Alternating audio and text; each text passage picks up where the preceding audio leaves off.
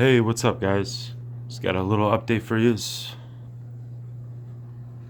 I got some driftwood in this tank here. A couple new fish got from my local fish stores, which is pretty awesome.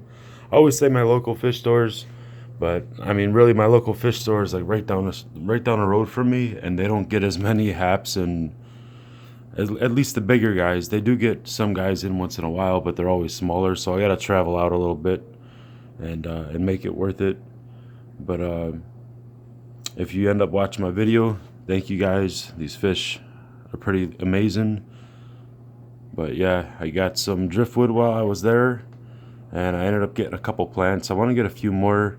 It's just two different types of Anubias. I obviously have to set these guys in here a little bit better. I don't know if you can tell there, but I didn't do that great of a job. I just kind of set them in there because I wasn't sure exactly where I wanted to place them, but I definitely wanted to get them in.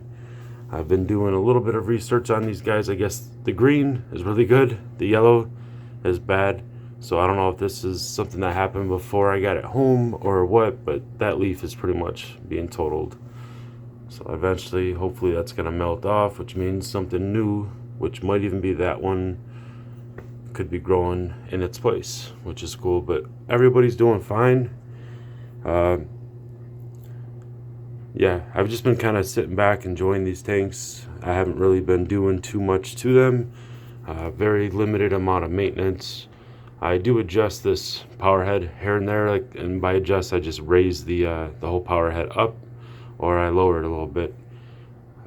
I find that it's working and does its thing, but the weird part about this whole scenario is the returns for the filters are in the chamber on the left and the intakes are on the right.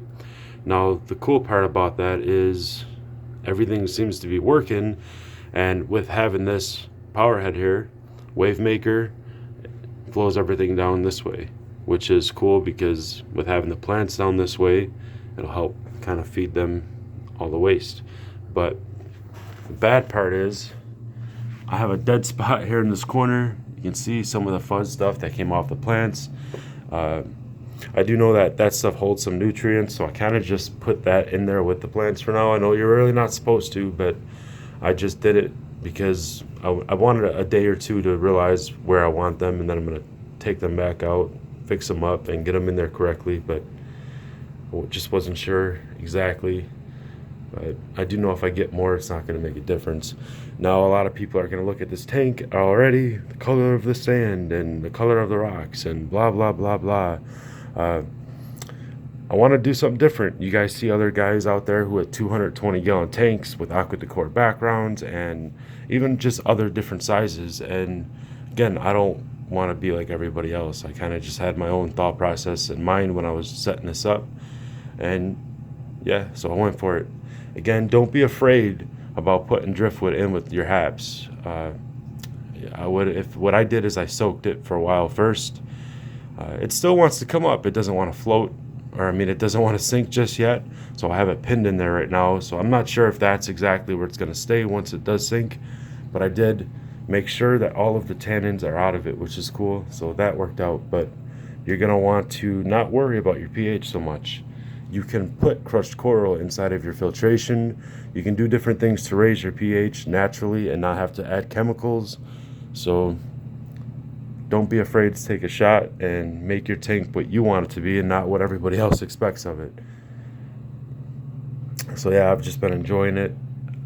It's been a journey, been having fun, but kind of held off on my videos and actually doing different things. Like I said, I want to put this wave maker behind inside of this chamber here, but I've been waiting to do a lot of different things because I've been sick, and like I said, I've just been enjoying this tank. But take you over here real quick. Got a new carpet. I don't know what you would want to call it. I got contacted by a company, and one of my last videos, I guess it's better with the light on.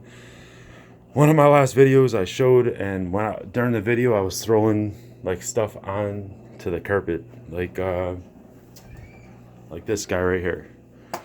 So they caught my video, I guess, and they contacted my email address, and it took me a few days or even a week to get back to them. I didn't realize they contacted me, and they asked me if I wanted them to send me a fish carpet. So I'm like, okay. I had no clue what they were talking about, but I ended up receiving this carpet from them, and I really appreciate it. They didn't want me to mention their name, so I'm not going to, but thank you very much. It looks awesome, and this awesome.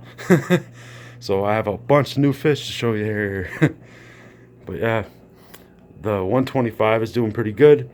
I had some problems with this tank. It was, let me shut this lid off so you can see it. I went through a bad case of ick from all the stress that they went through from the move. I think I may have took a little bit longer. Plus I went from the Seachem 110s, the Tidal Wave 110s, which are really nice, but I went from those and I condensed all of their filtration into the FX5, so I might have lost a lot of good biological bacteria. And by doing everything I did, it was like I started a brand new tank over, because this tank it didn't have water in it a while before I started it back up. But everybody's doing fine now. The clown loach is an extremely awesome fish to have. It's a really good indicator of ick. That's how I first spotted the ick in my tank. I looked at the clown loach. I'm like, what is that all over you? And I like freaked out. I put some salt in there, raised the temperature, and let me grab this again. Used this once before and it worked beautifully. It's more of a natural remedy for ick, and it worked. So yeah, everybody's doing good, very healthy, and I got the temperature back down now. A lot of these guys, or a few of these guys, should be leaving shortly. There's the clown loach. Everybody's held up, but a lot of these guys will be leaving shortly. They're going to be going to a friend's. I'm going to be setting up his 125. So yeah, I guess the only real update I have for you guys would be this canopy. I have to paint it. I have to get these stones out of here, this background, the hubs out. Got another 704B filter, so I'm gonna end up painting this canopy in the near future. One of my local fish stores, again, I always say local, that's probably about a half hour to 45-minute drive. They are a saltwater, a reef store, and they ended up closing down their store and reopening at another place. So they were having sales on a lot of different things. This canopy was one of them, which is pretty cool, because I wasn't going to go with the canopy on this, because what I'm going to end up doing with this tank, but it worked out for 25 bucks. I mean, how can I beat it? I already have the black paint. So, but this canopy is pretty cool. It has an air hole vent in the back here. Just stays open there all the time. It's got a little hole right here so you can open it up. What you just heard is my remote, because why would I not do that once and just do it twice, right? Let me move these guys out of the way here. If I don't have them up here, I'm gonna end up losing them. It's just how it goes. But the canopy opens up. That part opens up all the way. It's got this brace in the middle. What else can I say about it? It doesn't have any supports on the side, which is not a big deal. Don't really need them, because this is a smaller canopy. It should be a lot easier to take off. So yeah, I gotta do some work on this canopy. But as I told you guys, I have some projects coming up in the future here, and I'll probably have a lot of the majority of what I need to get this one started, but it won't be started yet. I will probably have the other project that I'll be working on up and running before this, but we'll see what happens. So yeah, like I said before, if you guys are interested in any of the stuff I've shown you or have any questions, just comment, subscribe. I'd appreciate it. I finally hit 100 freaking subscribers. Now I'm a little bit over, so I'm psyched about that. I didn't do a 100 subscriber giveaway, but I will be doing a giveaway, and it will be really awesome. So stay tuned for that. Stay tuned for my other updates. But yeah, I'll talk to you guys soon. I know a lot of people like to smack the freaking camera or like put their hand and zoom in and out. So I'm just gonna say peace, and I'll see you in the next one.